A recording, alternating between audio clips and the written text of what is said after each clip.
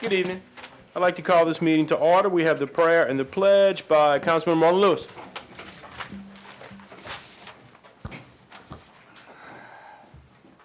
Lord's Prayer.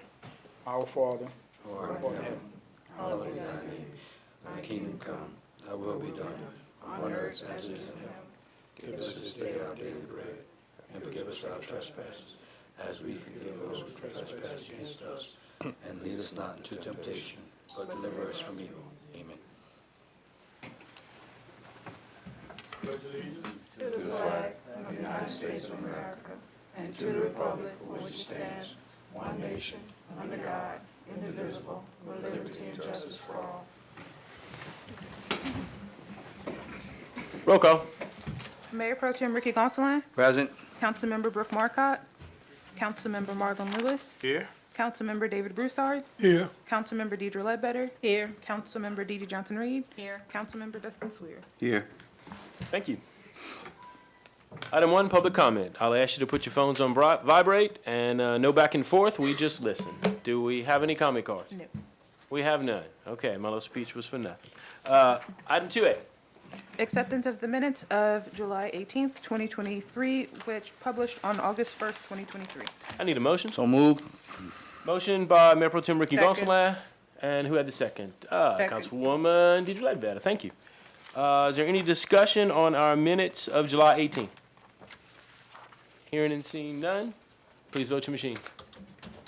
Thank you all very much. Item 3A. Ordinance number 2023-18, an ordinance authorizing the mayor to negotiate and execute an agreement for land application of processed municipal sludge by and between the city of New Iberia and Kirk D. Gilbo. I need a motion to open our public hearing. Motion. Motion by Councilwoman DeeDee Johnson-Reed and a second by Councilman Marlon Lewis. Is there any public comment on this item? Hearing and seeing none, I need a motion to close our public hearing. Motion. Councilman Marlon Lewis and a second by Mayor Pro Tem Ricky Gonsalas. Thank you. Item 4A. Ordinance number 2023-18, an ordinance authorizing the mayor to negotiate and execute an agreement for land application of processed municipal sludge by and between the city of New Iberia and Kirk D. Gilbo. I need a motion. Motion. Councilman David Broussard and Councilwoman DeeDee Johnson-Reed. Is there any discussion on this item? Hearing and seeing none, please vote your machines. Thank you very much. Item 5A. Resolution number 23-124, appointing Erica Safehock to the Dangerous Animal Committee. I need a motion. So moved. Second. Motion by Mayor Pro Tem Ricky Gonsalas and a second by Councilman Dustin Swear. I thought she was I have a coming. question. Sure. Is she still employed with Iberia Parish? She is. She is Okay. still the head of the shelter. All right. Yes. She's not here today? No, I thought she would be here. I mean, she's certainly the right choice, but I thought she would be here. Those choices don't come from We had any of talked to her about coming. Okay. No questions, comments? Do we wait? What do we do? She did come to us. She did come in front of us before, but it Oh, wasn't she has. for Yeah, I this. mean, she's Yeah. represented the shelter well and Okay. put some new plans in place. So I know our policy has been, when we appoint somebody, we want them to come.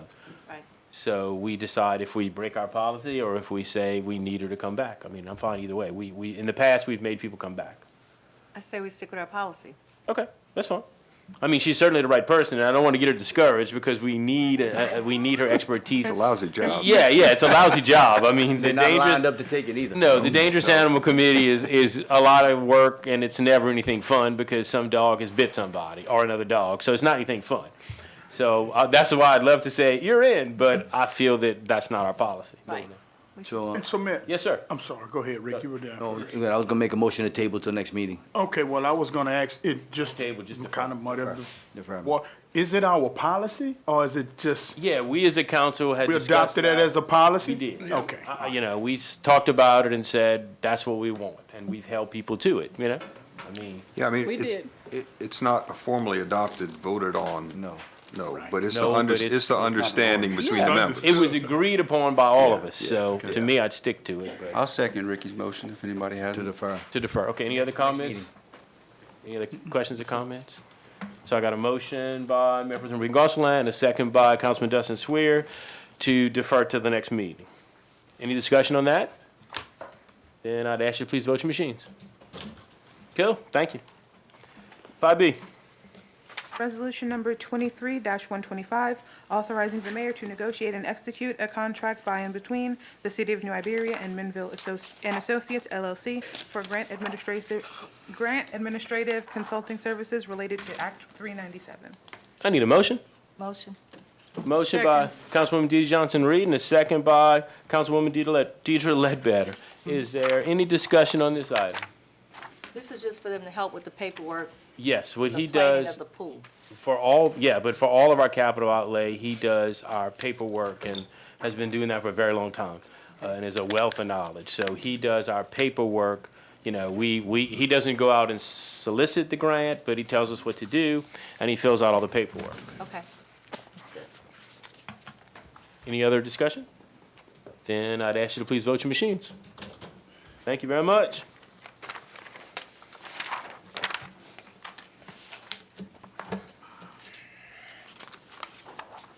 Item 5C. Resolution number 23-126, approving change order number 1 for the American Rescue Plan Act project entitled Electric Valve Actuator Upgrades and authorizing the mayor to execute any and all documentation in connection therewith. I need a motion. Motion. Second. Motion by Councilwoman Dee Johnson-Reed and a second by Mayor Pro Tem Ricky Gonsalas. Is there any discussion on this item? Just glad to see it's in our favor. Yes, ma'am. That's not always the case. Yeah. Relish it when you can. Yes. Any other discussion? Then I'd ask you to please vote your machines. Thank y'all. 5D.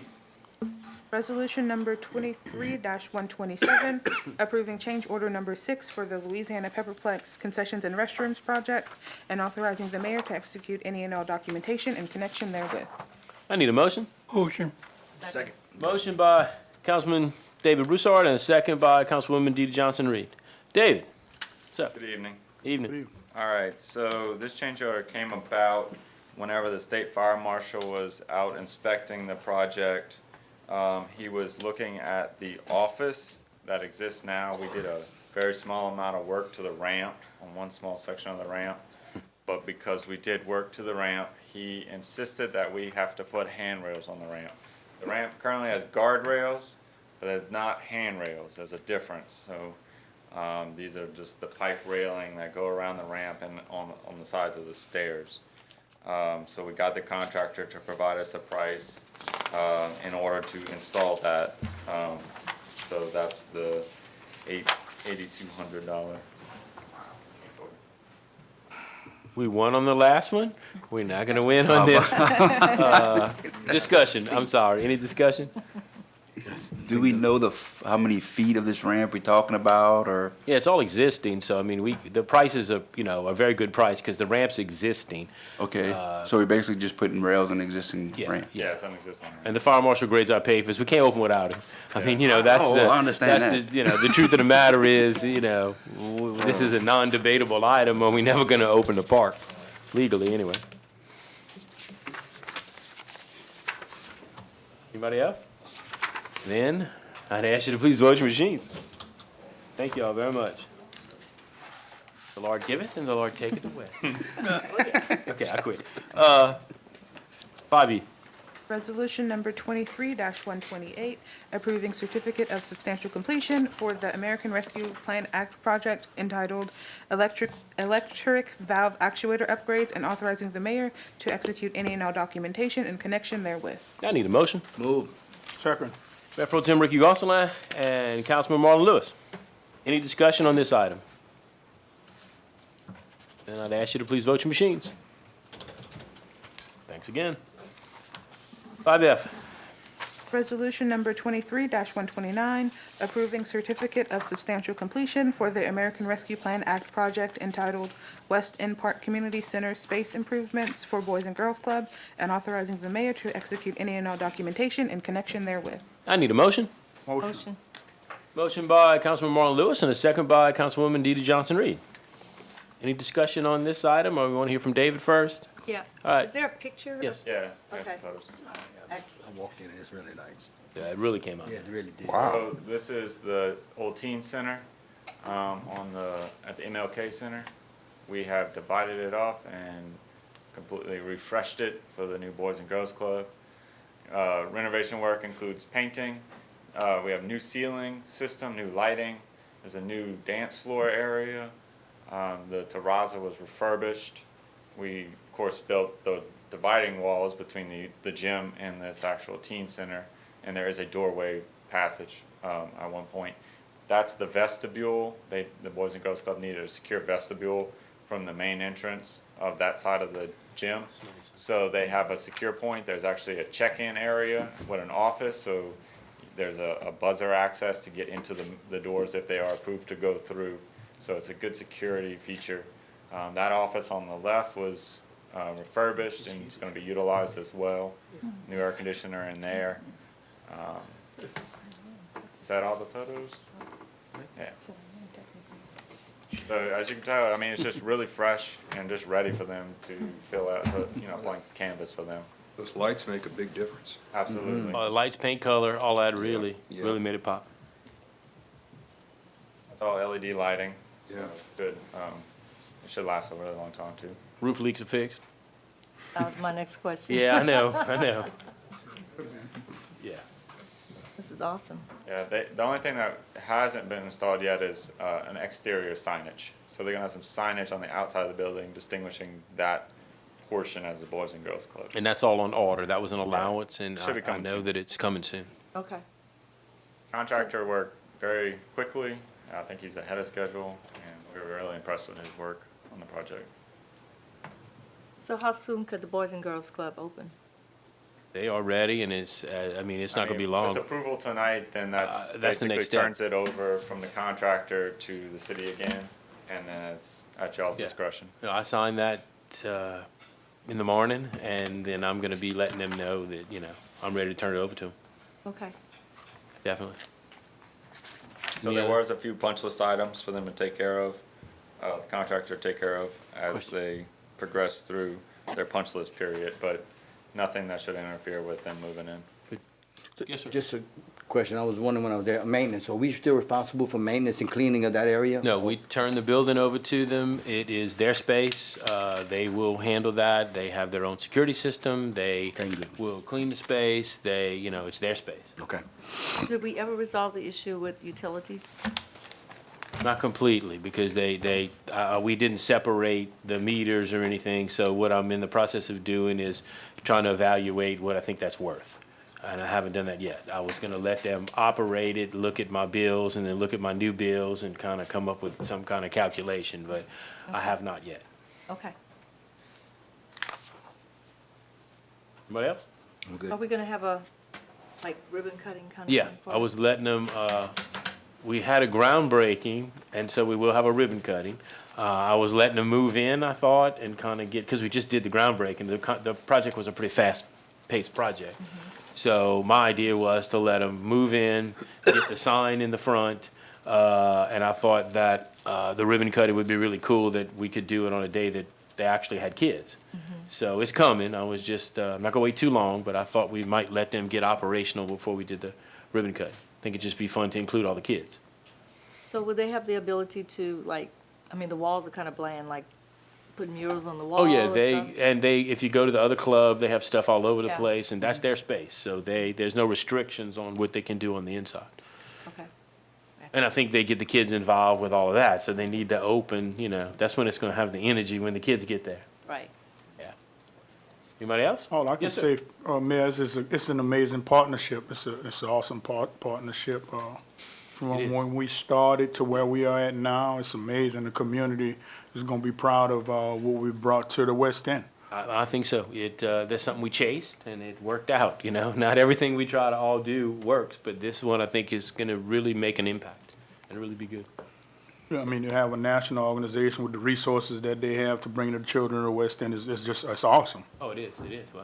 I can only thank all of y'all for helping. I just want to add too that the park's actually undergoing some more renovations, so they're gonna have a new baseball field, they have new tennis Right. courts, Yeah. It's just part of that equation too. And then Your the splash pad, I mean, yeah, it's- Park Elementary, we're getting started on that pretty soon of the phase one. Y'all know we have more phases coming. The poor old building is beat up by the day. But phase one gives us the ability to have a computer lab and a senior citizen Senior center. citizen. We don't have all the funding for the computers yet, but we'll have the space. So phase one gives us the space. And we moved a little money around so that we can air condition the additional other 3 classrooms and get those stabilized. So that gives us the ability to have that one wing operational, which is only gonna add to more things for the park. So it's, yeah, it's good. It's good. Anybody else? Then I'd ask you to please vote your machines. Thank you very much. 5G. Resolution number 23-130, awarding contract to Minville Lumber Company Incorporated for the American Rescue Plan Act project entitled Weston Park Expansion, and authorizing the mayor to execute any documentation in connection therewith. I need a motion. Motion. Motion by Councilman Marlon Lewis and a second by Councilwoman DeeDee Johnson-Reed. David? So this is we had a bid opening on July 20th for the old Park Elementary project, Weston Park expansion. And the low bidder is Minville Lumber Company.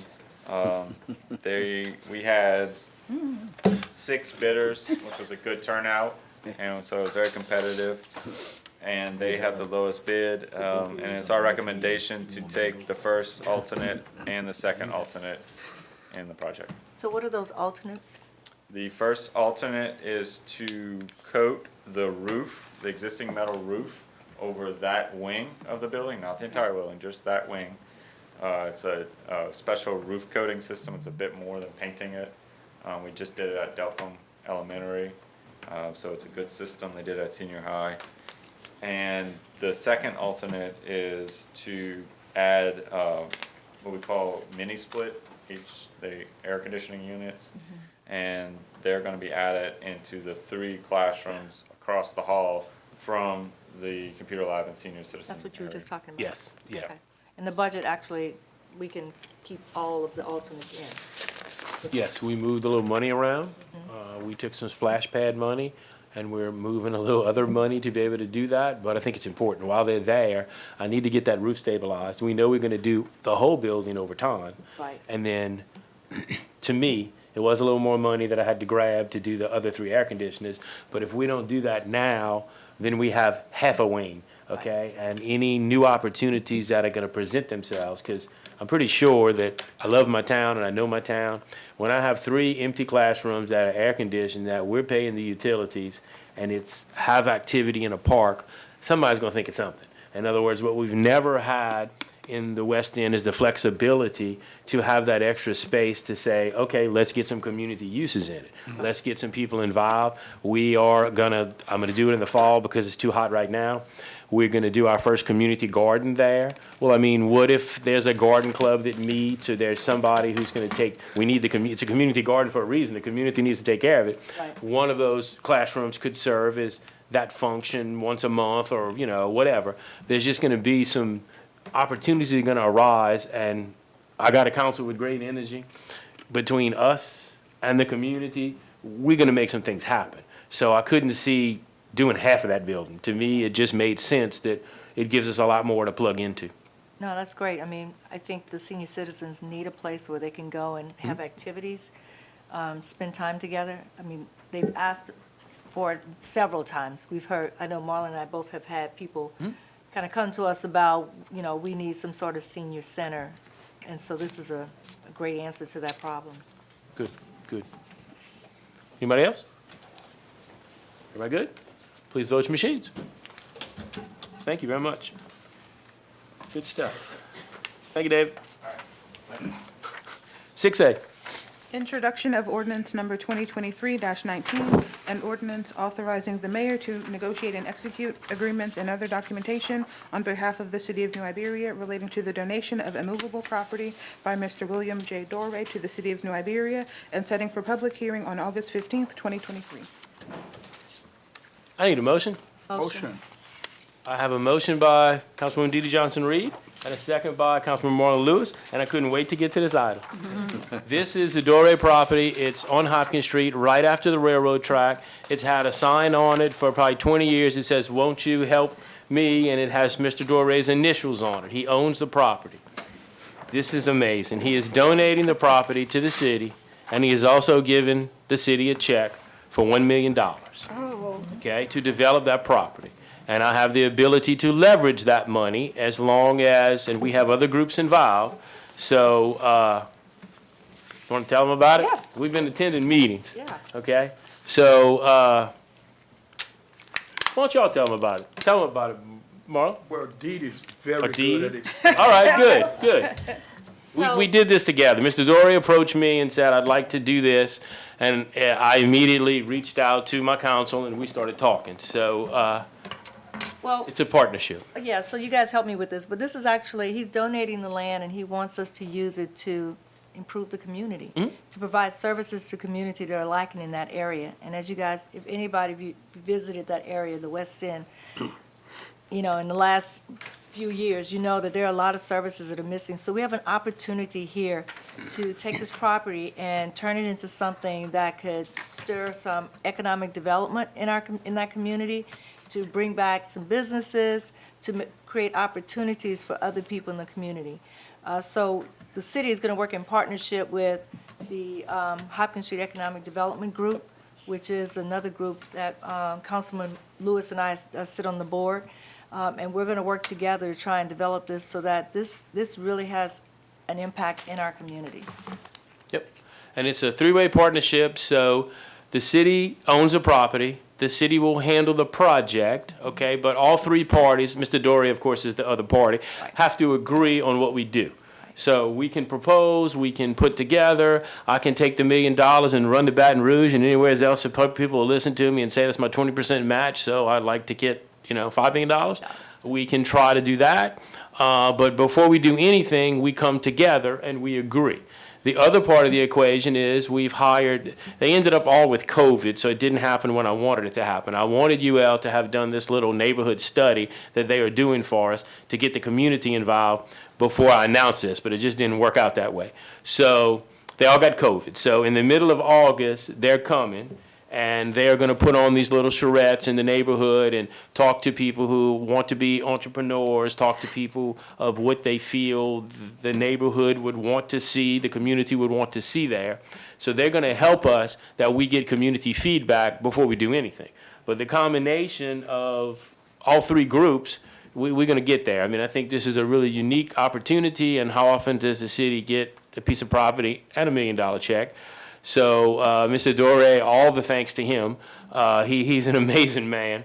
But I think this is going to be a fun adventure. It's not going to happen overnight. It's going to take a while to figure it out. We don't want to do something fast. We want to do something right. So it'll take a while, but I think the partnerships we have involved in it is really going to do something neat. So that's kind of the crust of what we're doing. Any questions or comments? No, just comment, and I mostly wanted Dee Dee to comment and do the introduction as you offered to us, because it's in her district, in District 5. Mr. Dore donated the property and the $1 million to enhance the Western community through the city, having the There's a long history there, and if you're wondering, Correct. his family had an Apple store. He has just long connections, Right. to the West End. Yeah, and the city being the fiscal agent, am I correct? Right. City being the fiscal agent. The owner and the fiscal agent, that way we can make all this happen.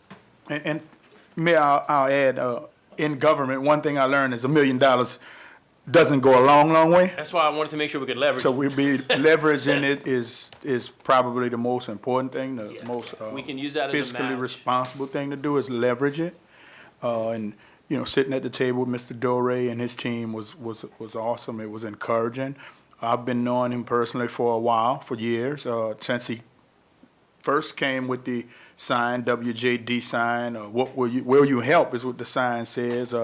He's been involved in the West End community for years, many years, and it's I'm just grateful to him and his family and his company for caring enough about the West End community to give back to the community, and I think it's going to be a slow ride, but I think the slower and steadier we go, the more successful we're going to be in this area. As Dee Dee stated, I served on Hopkins Street Economic Development with her, which is a partner in this endeavor. I was previously West End Business Association chairman, and that's when I first met Mr. Doré about 15 years ago. So yeah, his heart for the community, it really makes a difference, and I think if we just understand that there are people out there that care about the community, that actually don't live at the community, but are from the community, I think just that energy and that spirit, we can build more in our community. We also have the other Alexis brothers down the road that are coming in a couple of whatever, years, months. We hope months. You know, development takes a while, but we're just grateful to have Well, their this plans are upstairs. going on. so- And community, So, community, you heard us. Be patient, and Mr. Doré, thank you. Absolutely, thank you. And then one more thing is, and correct me if I'm wrong, but the city doesn't plan on holding on to this forever. Eventually, they would turn it over to the Hopkins Street Economic Development Group so that they can run it. But the city is going to be the fiscal agent, is going to help with the planning for now. But the long-term goal is that the community would have more control over this property. Yes, sir, Jeff. Well, yeah, and you guys were at the meeting where we talked about this, and then we produced some agreements, which he seemed happy with. Now, he's got a smart lawyer on the 50th floor of a building in New Orleans who's going to look at all this stuff, and we're going to see what comes back. But he really did empower the Hopkins Street Economic Development District, and he trusts that group to do an awful lot. And the city's going to have to trust that group too, because the city's going to take the property, but we really can't do anything that group doesn't approve. Right. So it's a real vote of confidence in that group, and it's going to be up to them really what happens there. So the way it sits now, the city cannot acquire property and can't accept a donation without council authority by ordinance. So we had a meeting, every time we meet with him, he wants to do everything yesterday, and he's really anxious to get it going. That's why I love So, oh, yeah, well, he's something. So he has all our documents, he's got the outline of what these things do, he's looking at all that, but we need to be ready to take that when he's ready to give it. Yes. Because we don't want the wind to change at all.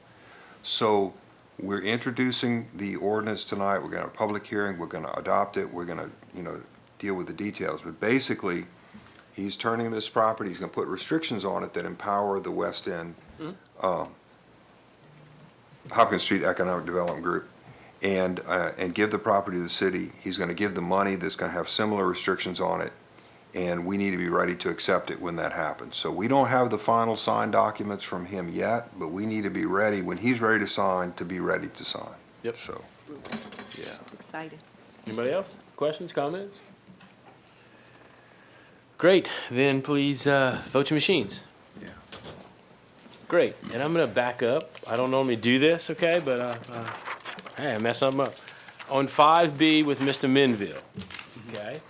I'm just gonna tell you about it. We already voted on it, but it's good news. Thank God it's good news, huh? Okay, we received an extra $300,000 in capital outlay. Yes. That wasn't tied to anything.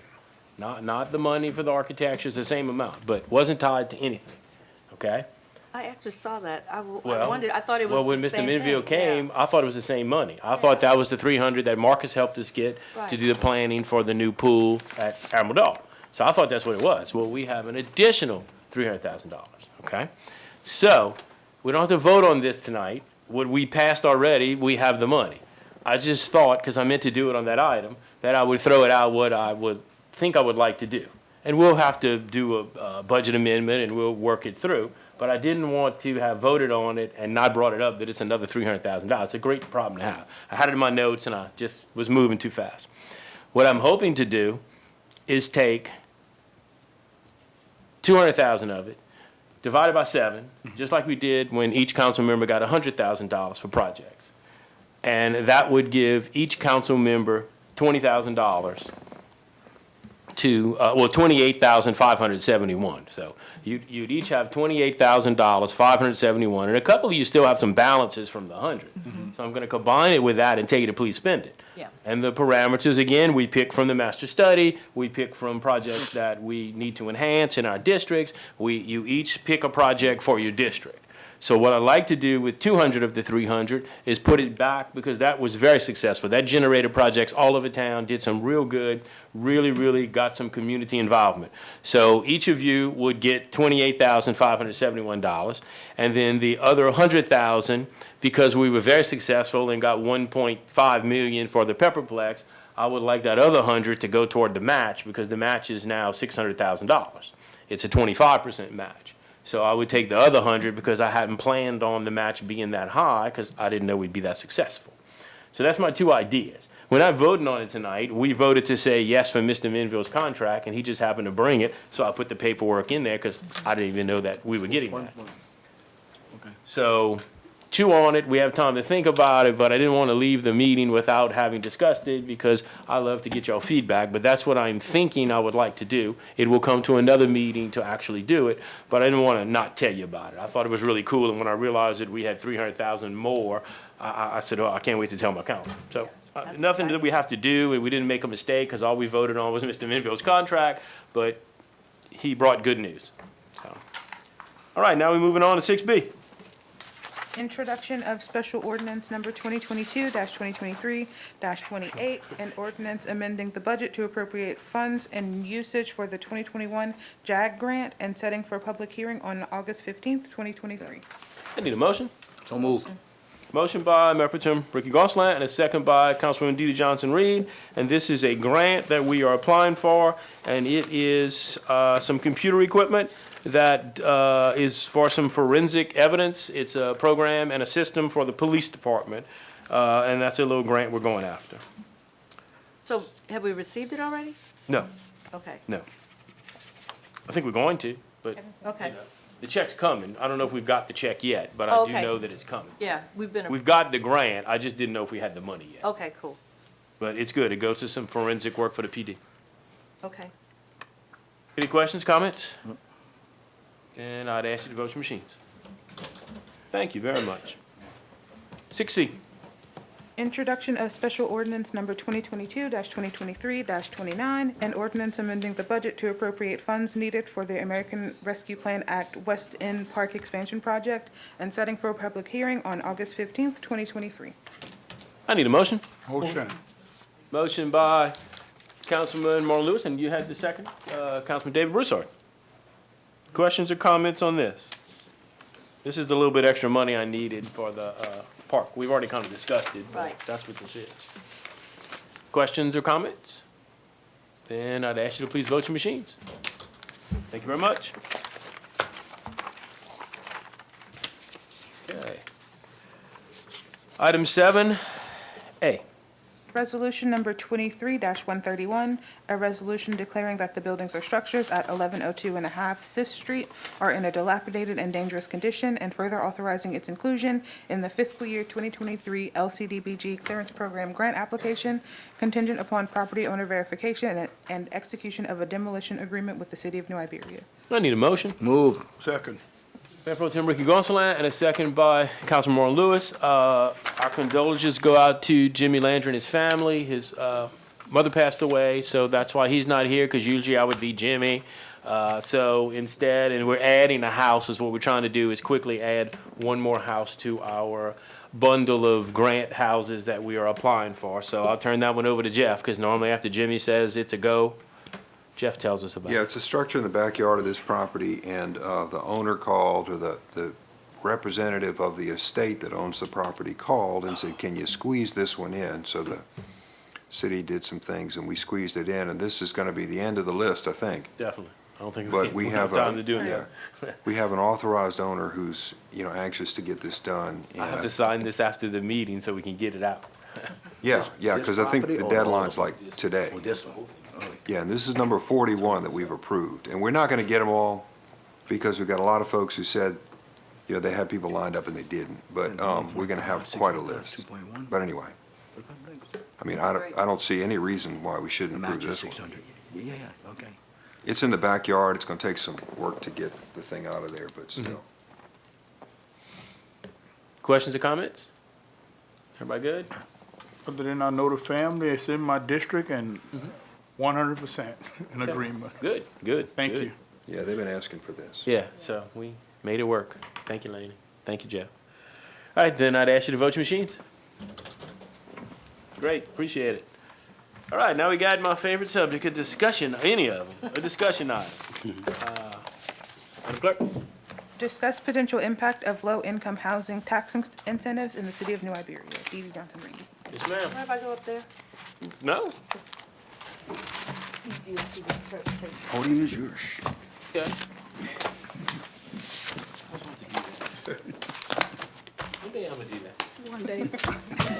Yeah, one day I'm gonna do that. Okay, so Go. first of all, just in light of what we just finished talking about, tearing down houses, you know, Still waiting this on my list of screen. 40, if we get 40, we're actually creating more vacant lots. And since we've been on this mission to demolish a lot of the houses that are in disrepair or dilapidated conditions in the city of New Iberia, we actually have a lot of vacant lots around the city, a lot of whom which are in my district and also in District 2.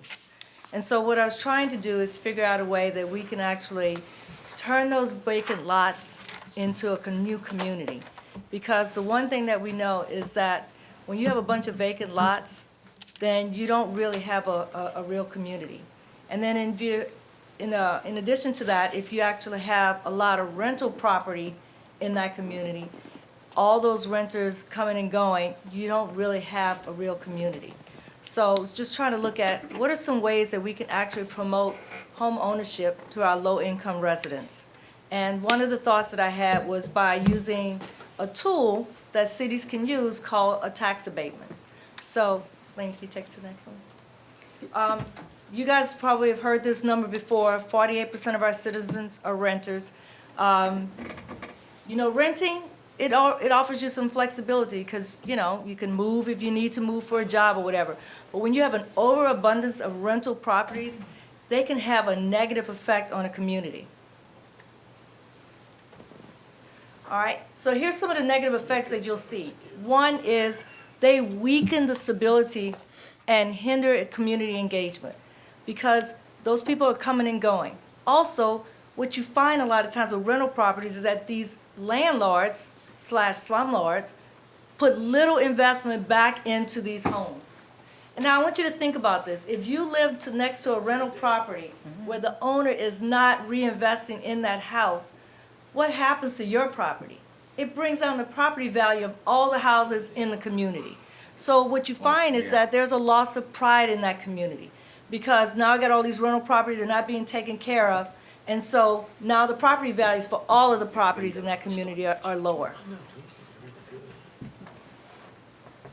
The frequent turnover of renters also weakens schools. I want you to think about the fact that kids, when they live in rental properties, their parents need to move, they got to change schools. The school has a really hard time keeping track of all the children and really developing relationships with the parents. That impacts the quality of education. And there are a lot of studies that will show you that when you have a large number of rental properties in a community, you're susceptible to having higher crime rates because the people are not invested in that community.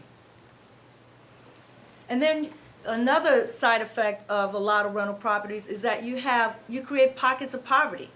Louisiana is already in the top 5 when it comes to people living below the poverty line. I mean, I think in the last census, New Iberia is 23.30% of our people that live below the poverty line. So what I was thinking is that what's a way for us to encourage home ownership? And one of the ways is by offering what's called a tax abatement. And basically what we're trying to do is to try to reduce the property tax for the people who are eligible for home ownership. And this, I hope, will actually make home ownership more affordable and accessible to some of the residents in our communities. Now, how does it do that? Well, it reduces the financial burden.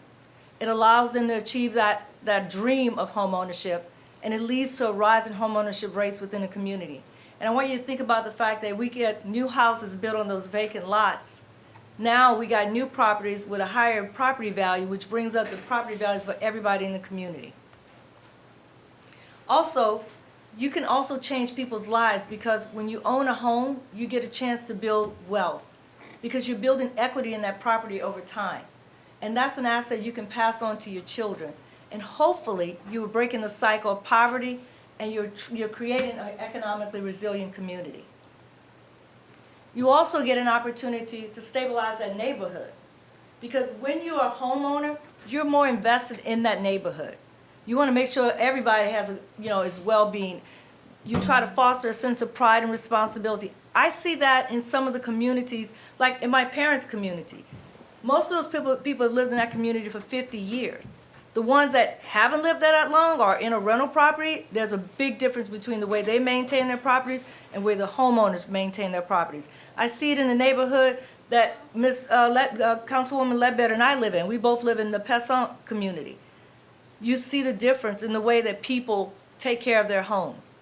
So you can also, get to a point where that stabilizing that community increases community engagement, collaboration, and it also maintains the local area. Now, one of the things that I saw growing up is that it also enhances social cohesion in the community. People put down their roots, they have those long-term relationships. My parents, their neighbors are the same, have been the same for 50 years, and so they take care of each other, they watch out for each other. They make sure that whatever's going on in the community, everybody knows about. They don't need Facebook or Ring doorbells because they use a telephone. They're calling all over the place. It also leads to a stronger sense of community, and it creates a safer, supportive environment. And then home ownership also stimulates local economic growth. As a homeowner, you spend more money on home improvements than you would if you were a renter. And you spend within the local businesses around you. But as a renter, you're not spending anything, and if the landlord isn't spending anything on the home, okay, then now what do we have? But home ownership increases economic activity. It stabilizes neighborhoods so that we can attract more investment in businesses. And I know in the West End, the part that Marlon and I would kind of butt up against each other, so we kind of share it in some ways, just like the downtown area. We want more people, more businesses to come out there. We want, especially in the West End, we want to attract more investment, more businesses, because we know that those people need services like that in that community, because they're further away from those services, and so they tend to try and figure out how to get those services any way they can. It's just a burden on them with everything else they're dealing with. And the other thing is that children of homeowners, they tend to perform better in school. These kids have a stable home environment. They're not moving every 6 months or every year. They go to the same school. They have the same friends. They go all the way through school together. It also keeps the parents more engaged and invested. It has a positive impact on these kids for the future generation. This tax abatement can also do what I'm hoping that if we decide to go in this direction, I'm hoping that it will do for us, which is spark revitalization in some of these neglected communities, some of these underserved communities. Hopefully, it will lead to a positive transformation, and it will improve the infrastructure and increase the property values in that community. And the tax abatement also will address the issue of housing affordability. It eliminates the property tax burden, that's basically what it does, and it gives you genuinely affordable housing options, and it helps combat affordable housing crisis. So, how will we structure something like this if we went in this direction? First thing is that the person has to be a full-time resident of the community, and they must live in an opportunity zone. And when you look at the map, you'll see that the West End and also part of most of my district are the two opportunity zones that we're targeting. People have to have limited financial means.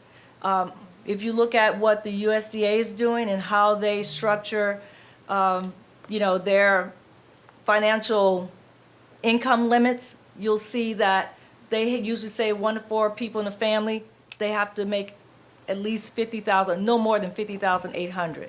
or 5 to 8 people, 67,800.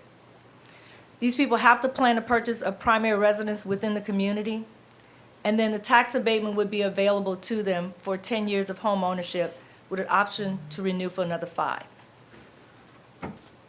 So here's the opportunity zone.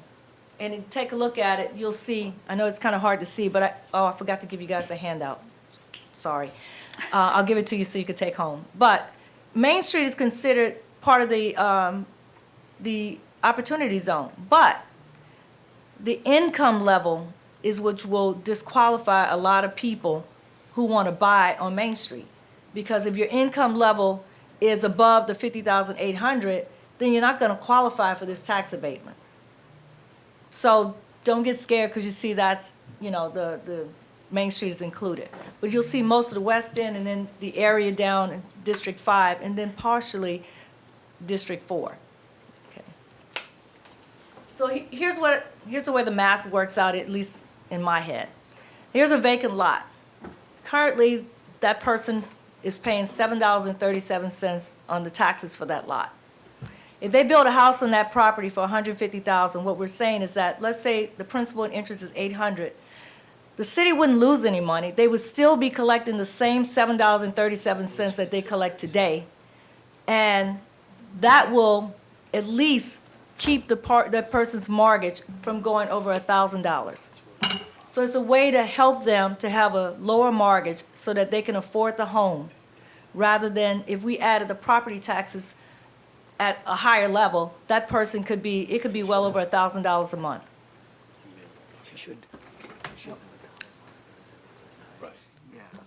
So now, how else does that affect us? It's not gonna, like I said, significantly affect the property tax revenue. It's gonna lead to cost savings in other areas.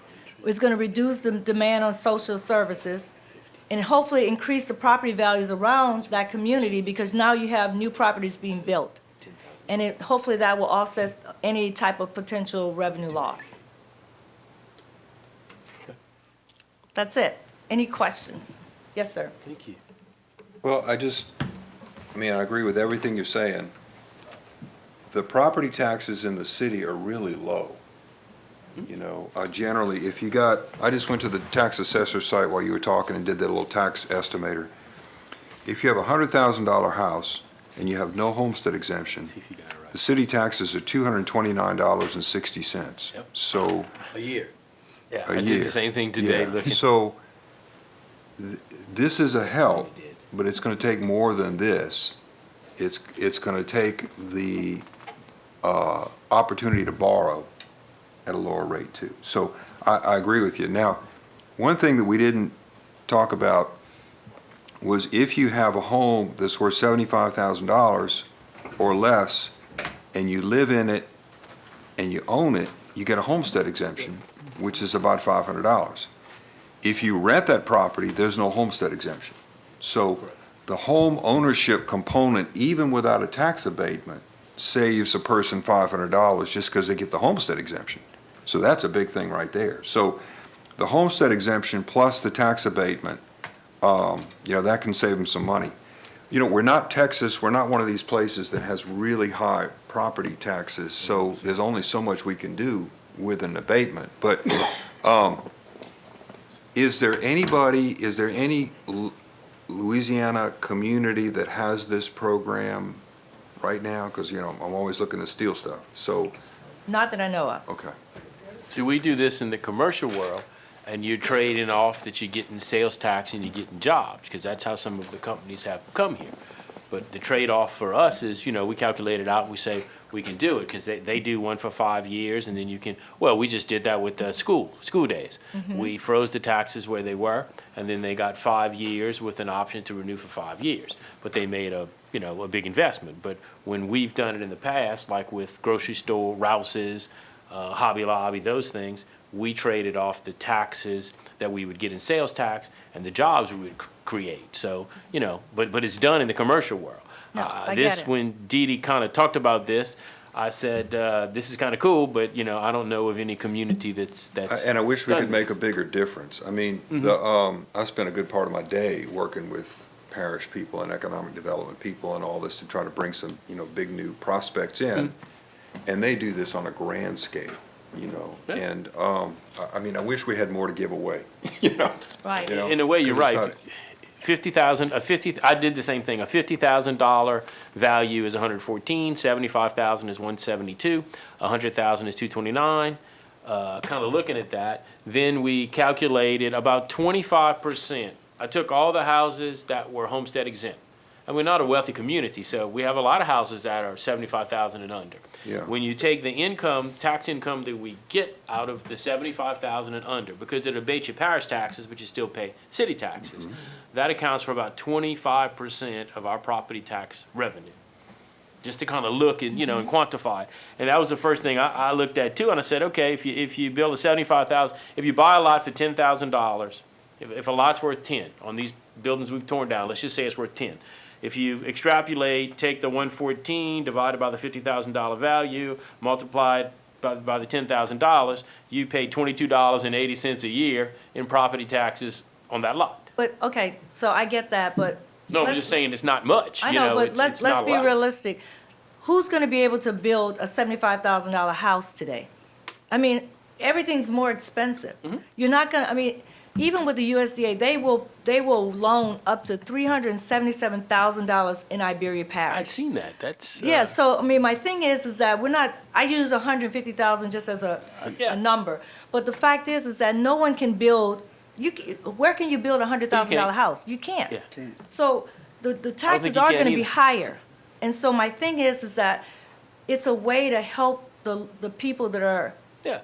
at the lowest end of our scale right now, and are living by on the poverty line. Right. That potentially, this could help them become homeowners and really help them to kind of move forward. And I know that, maybe the taxes aren't as high as it is in other communities, but anything can help. And we're only talking about areas where they're in the, lots where they're in the economic or the opportunity zone. Yeah, 150,000. So we're not talking about the whole community. I Right, mean, the whole city. $150,000 house, you pay $344 a year.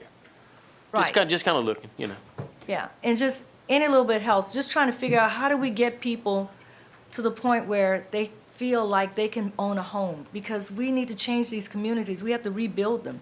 And right now, there's not a whole lot of community left. Yes, sir. Okay, question. I watched it, but what's the number that you were going with that for the annual income? For you said a Oh. family of four? 50,800 Okay, so a family of four has to have an annual income of 50,800 or less. or less. Yeah, or Yes. less.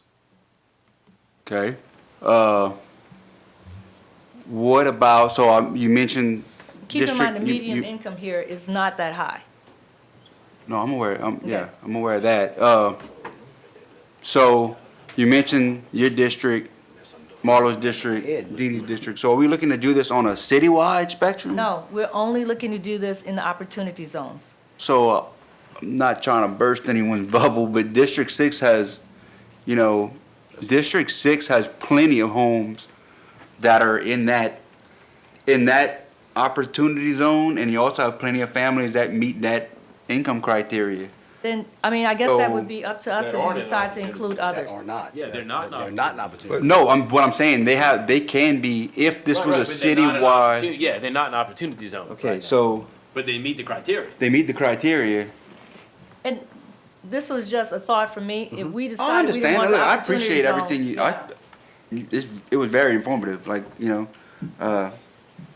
that's the thing that kind of maybe Yeah.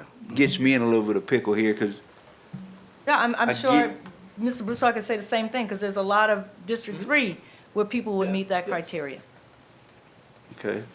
Well, that's it for now. I just had a couple of questions. And all I'm saying is, and really, what I'm trying to do is, we just wouldn't change what the city's getting today. They would still pay what we get today. They just wouldn't pay more if they built a home in that community to enhance that community, to stabilize that community. That's really what I'm trying to accomplish. And because like, we- I totally understand. Like he mentioned, 25% of the revenue is in that, 75,000 and under. exactly. So 25% off of revenue coming in, that's a lick. Two, you gotta think about it also on that that's something we need to Yeah, be careful it wouldn't with. be all of them though, No, because they it wouldn't be all of them. And what you're proposing is, this would be new construction houses? This would be new construction, this would be trying to, and I guess if someone To bought a fill in- house well, that that's was what a I'm nice wondering. house, That's what I'm wondering, Yeah. if where you know, if you do it for new construction, you could do it for new, my goal would be to try and help people to build, so Yeah. get rid of some of these and I vacant mean, we lots. talk about this all the But, time yeah. amongst all of us, that, you know, I always say I don't wanna represent an empty lot, and neither does anybody else. Yeah. We are tearing down so many houses and have so many little 50-foot, 60-foot lots. We really do have a problem that we are cleaning up our community, but making a gap in our community, and I see it. Exactly. I know, I don't know what the answer is, so whether this fleshes out or not, it doesn't diminish the fact that we have a problem. Right. You know, whether we end up with I'm still trying to find a modular home manufacturer who will come here. I'm finding some in Texas, I'm finding some in Mississippi and Alabama, but they don't wanna come here. You know, Right. it's too far. They're doing whole subdivisions and doing infill in communities, but I haven't found one that wants to come here. Right, So we definitely know, I mean, I appreciate everything, because we have a problem that we know. We've cleaned up communities, we're continuing to do that. Out of the 40 houses we might tear, let's say we get 30, okay? I'd be thrilled. So if we tear down 25 or 30 of the houses of the grant we're going after, we added to our problem that now they're empty now in many instances, so we're not tearing the fabric apart of our community, but on the flip side, we made a hole, we made a gap. We won't have any opportunity if we don't think of something. So I applaud the effort, and I think that I still want to look, I agree with Jeff, you know, steal what you don't have to invent. So I'm hoping to find or you something can take the lead. close to this. You're not wrong about that, we just gotta flesh it out. Yeah, and there's, Agreed, I mean, I just Yeah. wanted to have a discussion about Oh, it, because it's I good. feel like we gotta figure We out know a it's way an to issue. solve this problem. I mean, this is, for my community, I know for your community, Yeah. we don't want to represent empty lots. We want people None of there, us do. we None want, of us do. None of us do. we want community, we want to reduce Yeah. the crime, and the way, even, the one thing, if you look at studies about housing, they will tell you that if you really want to get rid of crime, or reduce it, not get rid of it, because you never do Yeah, that. yes, ma'am. But if you want to reduce crime, one of the ways to do that is to have more home ownership in a community. Yeah, Jeff? yeah, I think it's worth a call to LMA and say, is anybody doing this? I know there are restrictions on giving away public things, but there's some bunch of exceptions for, you know, some anti-poverty things. I'm not sure that you're gonna have enough of an incentive for somebody to go from bare ground to finished new construction. Rebating the city tax is just not much. So, you know, there may be some value in allowing some kind of rebate for any existing home that changes from rental to home ownership. Because, you know, we can, if a lot of these properties that are now rented become homeowner-owned, that's gonna change a lot right there. I mean, I think that, to me, it's not the lack of new construction in these areas, it's the fact that so many people are renting and not owning. So, and I agree with you, Jeff, but here's the problem with that.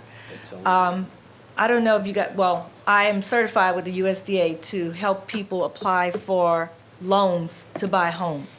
And so I've been doing that, and I can tell you that one of the biggest problems that I'm finding is that a lot of these landlords who say, oh, I'll sell my house to you, they want to get these people in a rent-to-own agreement.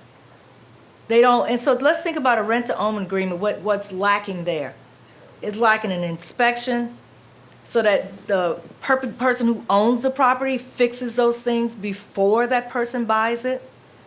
It's lacking, you know, the inspection of termites, whatever those things are, it's lacking an appraisal. They want these people to pay whatever they think the house is worth. And we all know that if you go to any other financial institution, they will not loan you any money more than what that house appraises for.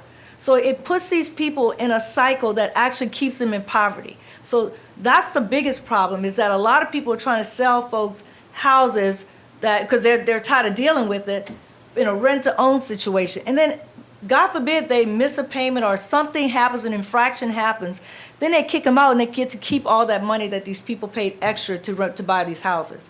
And I've seen it happen in my community. Last year, 4 or 5 people were kicked out in that situation. That's why I don't think that's a valid. I've done real estate transactions for 40 years. I've done thousands. I do not do bond for deed contracts. Yeah. And that's where you get the deed when you finish. Oh, no, I know what it do not do them. means. I don't think they're right. Nope. I Agreed, refuse to. but it happens all the time. I do not do those. Yeah. But in that situation, they wouldn't really qualify if they don't have title to the property. I'm just thinking there could be some value. Maybe you're not gonna get a new house on a piece of property, but if you got something that was rented, that somebody was able to purchase, if you could extend it that far, I'm thinking it's maybe bigger than you're planning, but if you could just change from rental to home ownership, there's some value in that. Oh, definitely. No, Because- agreed. And, you know, if you 'cause- take a $300,000 house, our taxes in the city would be $688. So you divide that by 12, that's $57 a month. So in some ways, and I applaud what you're doing and I want to help, in some ways it's I don't know that a person, the difference of if they can afford to spend $300,000, we got to think of more than that, because $57, it's a start, but $57, if you can't afford $300,000 note on $300,000, $57 isn't going to help you. So it's a weird thing that as our numbers go up, we're helping, but I don't know if we're helping enough. So it's going to be I love the dialogue, but we're going to have to put our thinking caps on and look at what, I mean, you having the USDA certification is huge because you understand that program. We're just going to have to really all plug in on everything we can find and then probably be a multi-pronged approach to accomplish something that makes enough of a dent that somebody can, you know, because you can't build a house for $100 a square foot anymore. 200. You know, No. it's going to be $200. Okay. Right. So if you're building a 1,500, you know, square foot house, you know, you're not going to get it for that. There's no more. I just designed a camp for somebody out of 3 shipping containers, and it came to $125,000. That's 3 shipping containers. They're 8 foot by 20 foot, and we stacking them. And it's just a fun little camp. I don't think you would live in there every day. You know, so the idea of a very inexpensive, the only thing that comes close are those modulars. That is the only thing, and they're not trailers, and they're built to homeowner specs. They are Right. totally built to code. That's the only shot I see for the empty lots and they cute. I mean, they look like a shotgun house. They're built with real wood. They're not on a trailer. That's why I always come back to them, because they are the most affordable alternative that still looks good in your neighborhood. But I mean, I think it's going to be a multi-pronged approach to try to figure this out. But this is a start. This starts the conversation, and that's huge. Yes, sir, Jeff. So yeah. Well, I'm just thinking anything that turns renters into owners Yeah, I do agree with is that. really important. Yeah. Because our number of having, the census says we have 48% of our community that's renters. That's too high. That's you know, detrimental to our community in itself. Renters are great people. I'm not arguing. I mean, I own rental property. There's nothing wrong with that. On the flip side, the more home ownership you have, the better. The more our community is invested and rooted. So Right. I don't disagree with that, but I don't know. You know, it's gonna take some steps. Okay, so we just Yeah. need to try to figure it out. But I applaud your efforts, and I think that it's going to give us a lot of discussion. That's for sure. I don't disagree. You had your hand back up. I did, I just wanted to make one You point. too, huh? Oh, I'm sorry. Yeah. You want to go? Yeah, go ahead. Go ahead, finish. Okay, so the numbers that you gave, so the $50,000 of the income into the home, right now with the interest rates the way they are, insurance through the roof, $150,000, it's gonna be hard for them even to get a loan or a mortgage Well- at income level. So that's what I'm saying. The numbers might, to me, doesn't jive up 100%, but I think maybe they might have to be fluffed a little more, because 50,000 annual income and trying to Well- build a $150,000 home with the way everything else is. You're absolutely right. It was an example, but the Yeah. USDA, Yeah. the program. the I'm very interest rate- familiar with it because I actually Yeah, went okay. through. So, But their interest rate is lower than what you see on the market right now, even though it's actually, I mean, it's like, well, the last time I looked, it was like 4.125. So it's gonna go up because they just changed the interest rate again, so Yeah. it is gonna go up a little bit. However, this is really, I mean, that program could really help a lot of people become homeowners. I mean, it's not one that happened overnight, but it's something that in our community, that we can get people involved in that, we can turn a lot of these renters into homeowners. A lot of people don't know about the program. And the good thing about the program is they can build as well as buy. So my thing is, I'm always encouraging people to build because a lot of these rental properties, they don't even have any insulation in them. I mean, a lot of these rental properties need to be gutted and started over, or they need to be thrown away. I mean, they need to just be part of our demolition. I mean, you think about, when I ride around and I see these rental properties, the ones that they just slap paint on, like they did something great for these people, that's not how you invest in a property. And people deserve a safe, healthy place to live. Yep. Ricky, So- be patient. I've been patient, that's fine. I think, look, Dee Dee, I applaud your efforts. I think, it's way to take a problem head on, because it is a problem. Nobody can acknowledge that it's not, but where lies the solution? We're talking about different. I'm sure we don't have to reinvent the wheel. And I'm sure there's other communities that are doing a different approach that may work in our community. And do we need to do something? Absolutely. But I do think, in my opinion, is that when you look at the opportunity zone, you're really taking other constituents in everybody's district and not giving them the same opportunity when you target just the opportunity zone. Just like Dustin said, there's other people that can use a program. So that's my first question. Do we really, if we would approve something like this, do we really say, you can do it, but one street over you can't, and you meet the income criteria? That's kind of hard deal to sell. So that's the first problem I see. But Okay. in response to what Dustin said, when you do the math, and you just used an example, if you use the $800 note and you use that time 12, that's $9,600 a year. You divide that out, and once you take out the little bit taxes, that's really 12% of your disposable income just on your homeowner's note, your house note. So that's kind of tough going for somebody at a $55,000 level, income, if you do the math. But I'm sure you massage those numbers in any way you want. Well, I mean, I did put it through an amortization calculator. Okay. So, but here's the thing. The USDA, the way the program works is that you get payment assistance as well. Okay, well, I'm So aware of that. what happens is that they will look at what you can pay, and then they will offer you payment assistance. Okay. So maybe. So you get offset some of the costs. Exactly. It offsets some of the costs that are coming out of their pockets. Right, so I'm thinking, a little different approach, and I'm sure that there's hurdles to be had. I mentioned it to Freddie, but what if we take the same thought process, and it's not, I agree with Jeff Turner, rentals to owners is the way to go. But if we have an X amount of properties, of adjudicated properties in the city, and I know we get liability if we retain ownership of those down the road, but what if we had a program that a contractor comes in and we offer these adjudicated properties to a contractor to build houses and to move people that are currently in the HUD system that already has a federal program into these new houses, and let that and guarantee that contract that he has to stay in the HUD program for 10, 15 years, and after that he retains ownership of that parcel of property. But it moves people from a position that they're not really living in, that they wanted, to something new, gives a little more pride in the community, uplifts that piece of property. Maybe that's an opportunity that we can do, an angle we can approach. Instead of, I would like to flip them to owner, but I know the HUD program has all the rules and regulations set in place already. We wouldn't have to reinvent the wheel moving forward. And we can Yeah. take those empty lots and do something with them. I know you gotta massage those ideas, but that's just my thought. No, With a multi-pronged approach, we are going to, I hope, remember our field trip we went to Lafayette? I hadn't forgot about that. I haven't Okay. forgot about my homework. Yeah, that is one that we've all been really busy, and one thing's led to another. But that is one that would be a cheaper way if it worked in the long run. Be a lot of work, but it'd be a cheaper way, I think, than Civic Source. I'm not knocking them, but it would be a cheaper way to put those empty lots back into commerce.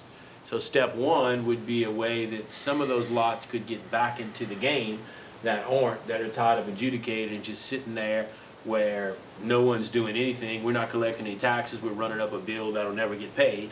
right. So it's, in other words, we are at least beginning as a council and as a community to look at the options, and it's gonna end up revamping how we handle those adjudicated problems. We don't wanna take ownership of them, because then we got all the That's right. liability, we have to insure them.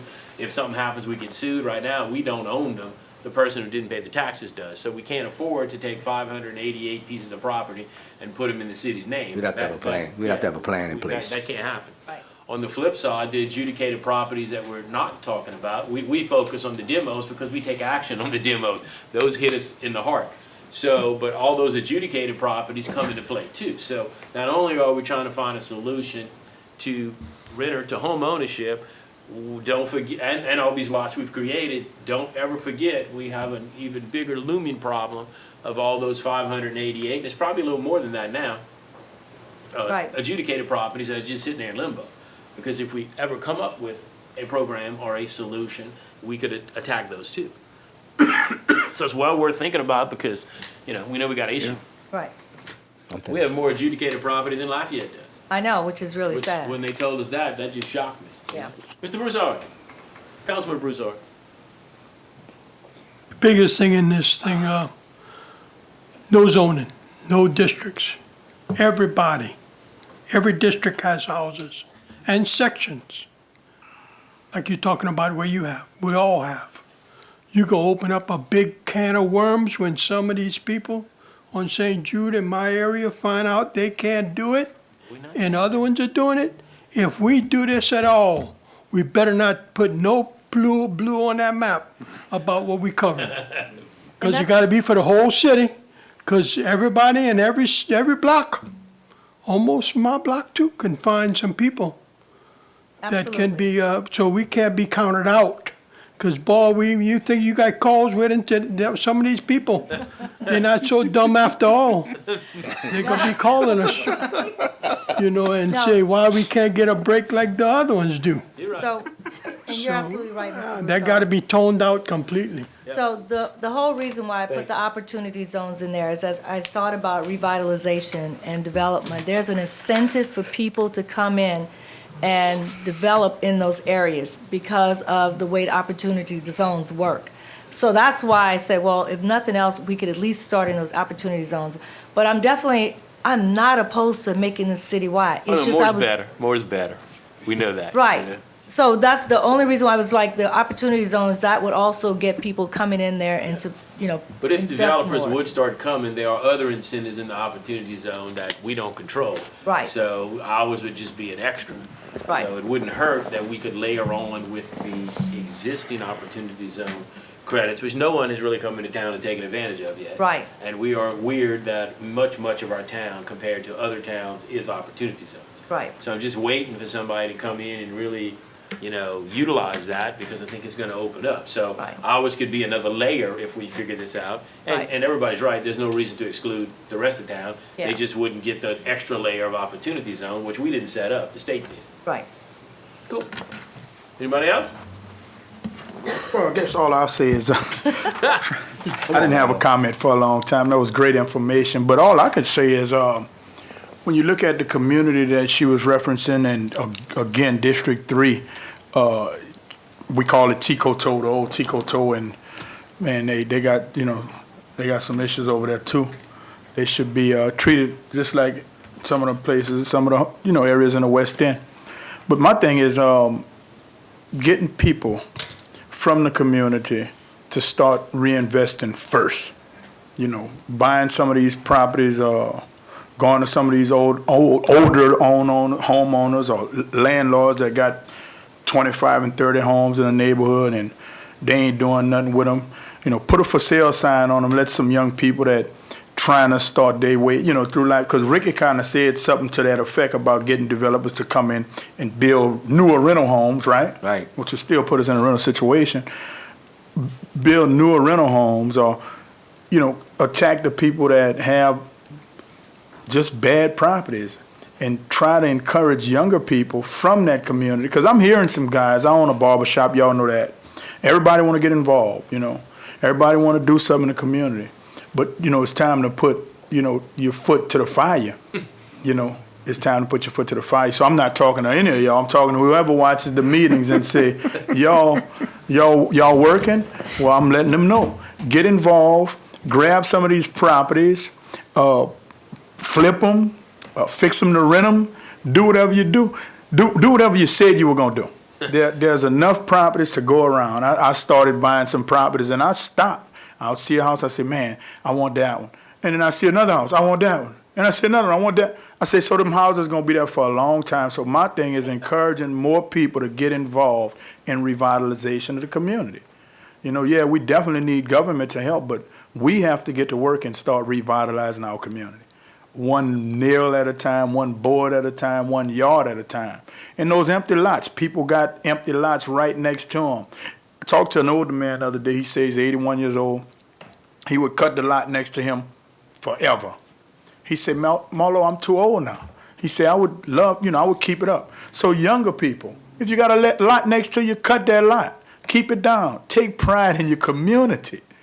Clean the lot. I've been cutting the lot next door to my property for about 20 years now. 20 years. And people say, oh, you got a nice piece of property. I tell them, thank you. That's all I tell them, thank you. And I mean it, I'm never going to do nothing with their property. I don't even have a plan for it, but it makes mine look good. We just got to take some more pride in our community. This community was left to us by our ancestors. Our grandpa, our grandma, some of our great aunts left us some property. That was left to, and it's our obligation. And yeah, we need government help. No, but We need outside help. But we definitely need to pick up a hammer, some nails, and some new boards and get to work ourselves. part of the problem, though. I'm 100% with what you got, though. That was a good presentation. Part of the problem we have, Marlon, Councilman Lewis, is we don't own the houses in our community. Right. No, I understand those. I got you on there. But there's a lot of houses right now. I ride the district all the time. I mean, I have to people say, what y'all do as council people? I have to take a break from riding the district because I get tired of looking at the blight and the travesty and the high grass. I get tired. I'm taking a break. I don't want to look at this today. There's a lot of homes abandoned, boarded up, grass high. Go knock, find out who the owner. Let me tell you how you do it. Call the city hall, find out who the owner, ask them if they want to sell it, buy it and fix it. And when you run into that first house, it's gonna catch on like wildfire. I got friends that did it. I got friends that took advantage of that opportunity. So everybody want to get rich off a house, and that's one of the ways to do it. Reinvest in your community, and it's just like dominoes. It catches on. Agreed. It catches on. I So guess that, for that. me, I'm hoping that what we don't create is, and I mean, I understand what Ricky's saying, but we got enough rental property. No, now. I'm talking We need to about create homeowners. remodel 'em, put a for sale sign in the yard, and move on to the next. They got enough property for that. I promise you, the harvest is plenty and the laborers are few. They got enough property for that. They don't have enough builders for that in the community. They don't. So let that catch on like wildfire. And I promise, Can you start? I'm starting. You already know. You already know. Okay. I got 3 houses, and I stopped buying because it's now time to put some nails and some wood and, paint to those houses and put them for sale. Okay. Yeah, I absolutely can start. Absolutely. So, as long as we start with, building, and I hope that people who own will go in there and do that, we still need homeowners. Because you know why I say that? And I didn't want to say that. I don't want to play negative Nelly. But not many people who going to get that $300,000 from USDA going to come and build that house in the West End. If they have a choice to build that house somewhere else, they're not going to do it. Well, the thing about the USDA is that there are certain places where they can't build, so they have Okay. to build in rural communities. So they just did another, evaluation of all the different counties in Louisiana. And it's probably all over the country, but in Louisiana. And so they have now excluded some communities that were considered rural before. And so New Iberia, fortunately, is still considered rural, so we can still take advantage of the USDA programs. Okay. So we need to encourage them to build in the community. Exactly, and then they will let you, as long as you're in an eligible area, which New Iberia is, you can go and build in that community. So that's the way the program works. Good. Thank Okay. you very much. Well, thank you guys for your Thanks for time. all your effort. Good work. Can I ask you just one quick question? Sure. You've been involved in USDA and helping people. How many loans have you been successful with since you've been working? So I just started with the loans, I just got certified earlier Yes. this year, but I've been doing the grants, to help people. And I help people all over New Iberia, And you've been St. successful with the Martinville. grants? Oh, yeah, I know I've had Yeah. probably close to 50 people that have received grants to fix their homes. Okay, good. And I work with people in St. Martinville, Brobridge, Jeanerette, all over the Jeanerette, place. Lorville, and New Iberia. I call her and she's in Jeanerette helping somebody. I didn't know how with a complex, grant. that's Yeah. good. Congratulations to you. No, it's just, housing's kind of the thing I'm passionate about.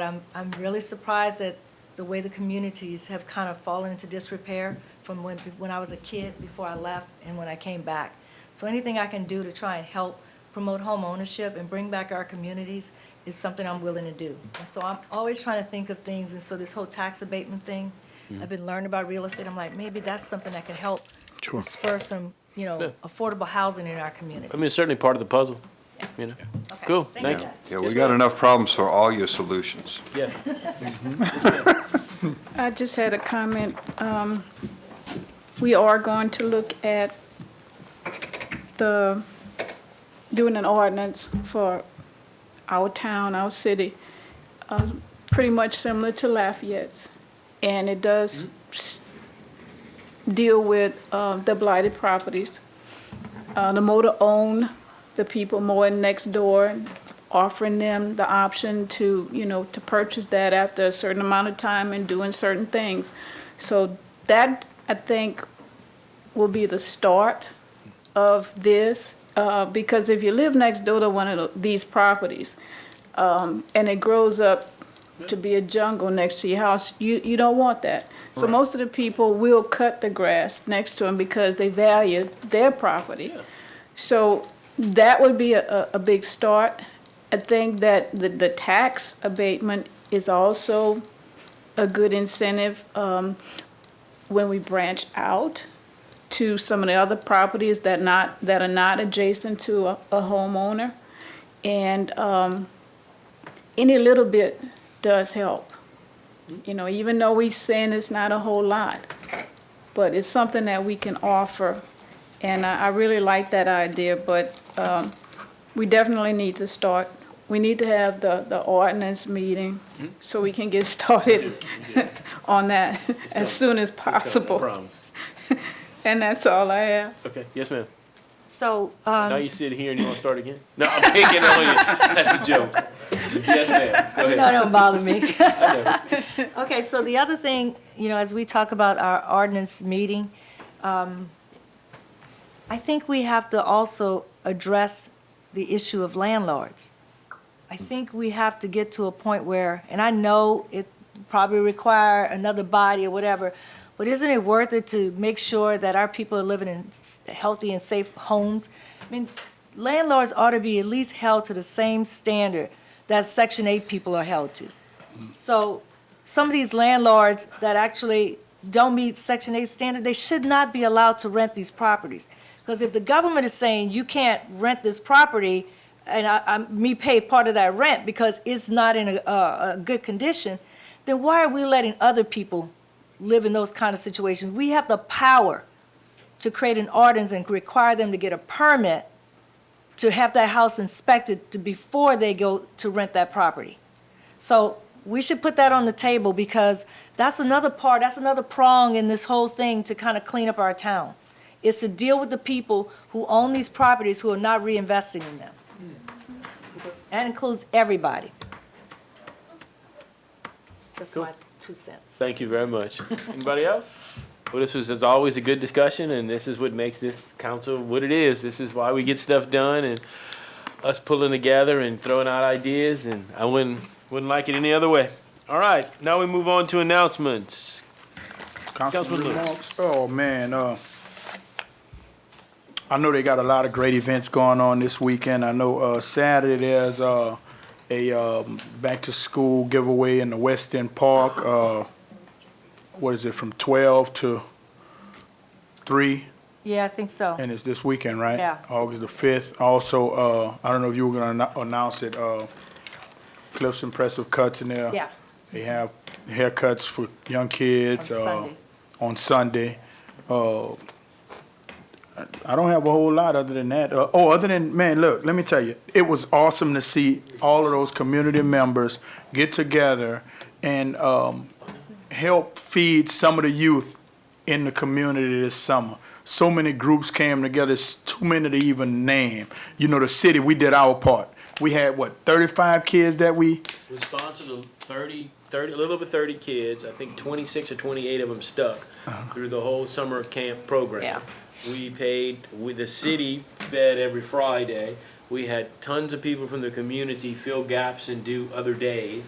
And so we ended up with about 50-something kids at the summer camp. I think it was 75 total, and then they start to fall off in the Yeah, and beginning. then some, vacations, whatever. Right. And then we plan on doing even more next year. We actually have like an exit meeting coming pretty soon where we'll get with everybody from the parks who ran it. And we have been doing some legwork, just to tell y'all behind the scenes, where we compare what all the other summer camps have done.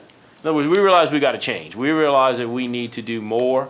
So we're starting to branch out and really investigating, all my staff, what all the other summer camps are doing, who has a waiting list, so they must be popular, and just kind of looking at ways so that next year we can even do more. But we couldn't have done what we did this year, to your point, without the community stepping up. So Absolutely, man. And I just got the mindset, I just want to tell everybody thank you. I got the mindset that, hey, if somebody's doing something that I can't do or can't get to, go and do it. More power to you. Thank you, and I'll support and encourage you 100%. And I have to say, the school board, I have to thank them. We chartered a bus, and we brought the kids every day to the schools, and the school provided free lunch. So that was a huge part that, helped us as well to do the summer camp. So we paid for a bus and got them back and forth to the cafeterias. But that was something neat. So, there's a school board and there's two governments working together, to serve our kids, which those kind of things, that's all good pieces of the puzzle. And Fred, I just want to add one more thing. I say this, it was on my heart earlier in the week because, some things came my way. And people don't realize we were elected to legislate government. All that extra stuff we do, feeding, cuts for kids, clothes for kids, we don't have to do that. We do that because we love this community. Yeah. And we want to support this community 100%. That's it. When we can't make an event, don't hold it to us. Our job is to come to these meetings on the first and third Tuesday of every month and legislate a budget and make sure our mayor and his department heads are spending the money right and our districts are getting their proper fair allocation. That's our job. We come out and we do extra because we love you. Yeah. When we can't make it, don't hold it against us. I like that. Thank you. Yes, sir. Bridge coming off of Brownwood to Lewis Street has been marked, striped. Good. Parish is responsible for that bridge and doing it Yeah, we don't have any bridges. and keeping the grass up on Right. each side. We appreciate it. Good. And Laurelville High, I know it's not city. Okay. Laurelville High got offered and they went to Washington DC. They spent a lot of time funding money to get going and all that, so I want to give them a good acknowledgement. Cool. Thank you. And we might know the principal. Good. Yes, sir. So just a little disappointed when I looked at my calendar and saw that our next council meeting, we're gonna be inside when the test comes in. So maybe we'll get the mayor to have the council meeting on the new dock, maybe. But, Might be a little hot for that. yeah, a little hot for that, but yeah, the same day. So, but yeah, a lot of people planning to have a big event on the 15th. Look forward to seeing the crowds and in the use of our public, our park and our dock Yeah, facilities we have too. over 100 boats. 100 boats, and they excited. So we'll maybe take a little glance, but congratulations to those guys who put on a successful event. Sorry to miss that. I know, me too. Me too.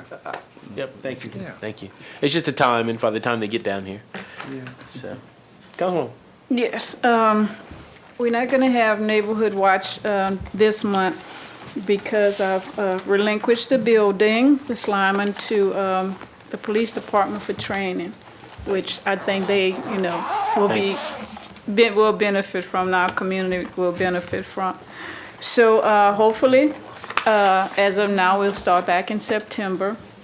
And, I'll make an announcement about, the day and the time as usual. I do want to thank all organizations and all the people that did help during the summer. A couple of my organizations helped during the summer, and we were very happy to do it. And a future organization also donated. So next year, hopefully, it'll be bigger and better. And we're going to have mentoring, aren't we, during the school year? So those of us who are with the Stop the Violence program, we're going to do mentoring in the schools, and hopefully the school board will let us do it, and not just a few schools, but, different schools. And the community organizations, can get involved in that aspect. So it does take a community, a whole village to raise a child, and that's what we want to do. Because we have to start early with addressing, the kids. If you train them right, then they'll go in the way they should. And that's what we're going to try to do for our community. Thank you. Thank you. Yes, ma'am. So Marlon, or Councilman Lewis already mentioned one, the Cuts for Kids. Sunday, please bring your kids out to get their hair cut for free. This is a great event, and they do it every year, and so it's going to be exciting. We hope that we have a lot of kids out there. They'll have snacks and things, popsicles and stuff, because it's going to be hot, but you guys come out. Also, I think there's supposed to be another backpack giveaway at Anderson Street School on Saturday. So in addition to the one that's in the West End Park, I think they're giving away 400 backpacks. So you got a lot of places that you can go to get school supplies. And last thing is, I want to thank the Sons of Kings. They went out and they poisoned the grass at the St. Matthew's Cemetery. They're going to go out and do it again, and then they're going to start the cut. So I'll let you guys know the day that we decide to go out there and do the cutting, because we'll need volunteers to come and help. So thanks again. That's it. School is already about to start again. I mean, summer is almost over already, so I think before our next meeting, I believe school is gonna be kicking in. Yep. So just wanna, remind all the motorists that are in the neighborhood, just, get your summer gas pedal back to school session. Other than that, I wanna pray for Jimmy's family. As y'all know, Jimmy's brother is also, I call him my colleague on the parish side, Paul Landry, so want to send our prayers and condolences out to the Landry family. Other than that, that's it for tonight. Thank you. Thank you. I just have one. Tomorrow night, we have a public meeting at 6, and it's concerning the skate park, that the design, and we are asking skateboarders to come out, and it's in the front building at the meeting center at 6.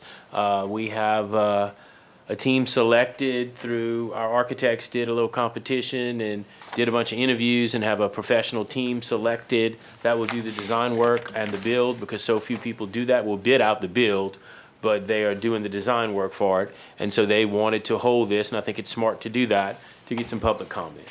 So if that's what you're into, this is your chance to comment on the design of the park. With that, I'm done, and I'll ask for a motion to adjourn. Motion. Thank y'all.